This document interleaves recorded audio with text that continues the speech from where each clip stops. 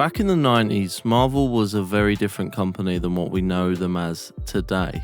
The way the story is usually told starts by saying that around this time Marvel were in a bit of a tricky spot financially. The comic book craze had peaked and it was on its way back down again. And in order to stay alive, Marvel sold a lot of their characters' TV and film rights to existing production studios. This isn't quite accurate, or at least it misses some key info. For example, they didn't file for bankruptcy until December 27th, 1996, but previous to that, they'd already sold the film and TV rights to a lot of characters. In fact, the selling started in the 70s, with none other than the topic of today's video, Spider-Man. But when no film was made by the studio within the given time frame, the rights reverted back to Marvel. This is a clause that you'll see a lot in rights deals like this, and it's the reason you see a lot of reboots for the same franchises like Fantastic Four, Spider-Man, and X-Men. Although the latter didn't really have a reboot, it had a few spin-offs and they dragged out the storyline as much as they could. I don't know if the X-Men deal specifically had a clause like that in it, but it would make sense as to why they kept figuring out a new reason to make one every few years. Into the late 80s, Marvel started selling their rights again. Howard the Duck, Iron Man, Fantastic Four, Daredevil, X-Men, and The Incredible Hulk, for example, were all sold to different studios between the late 80s and late 90s. Eventually, they found a moderate success licensing Blade to New Line Cinema. After that, in 1999, Sony acquired the TV and film rights to the character of Spider-Man and many of the characters that come alongside him in his comic book history. Sony went on to make two pretty well-received Spider-Man films at the forefront of a superhero film craze that was incoming about half a decade later, and one that most audiences would rather forget. Then they made another fairly well-received one, and then they made one that everyone would rather forget again. And by this point, Marvel Studios are making their own films with the characters that they do have the rights for, other than The Incredible Hulk, which is a story for another video. But the films are popular, they're defining what a superhero film is.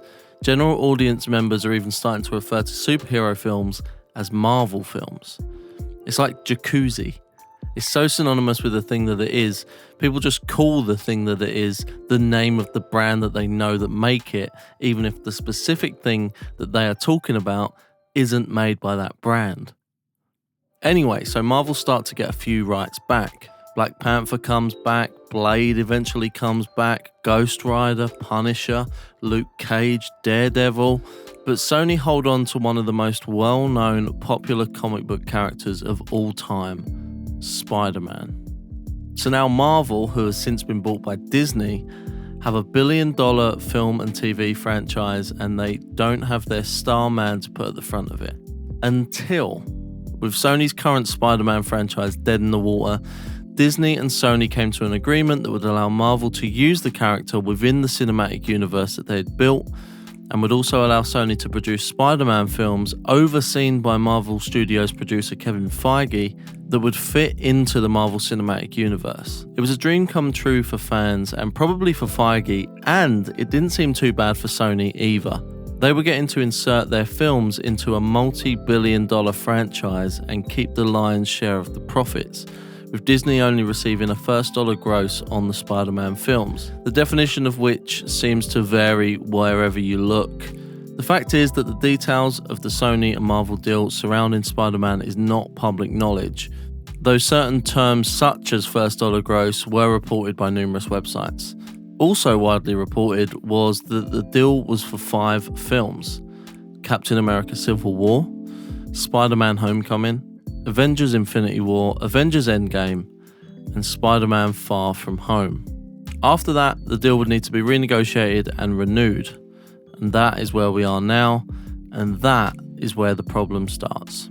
On August 20th, 2019, an anonymous source broke the news via Deadline that Sony and Disney had reached an impasse when it came to renewing the contract. Seemingly, both studios want to extend the partnership to future films, but they can't agree on terms.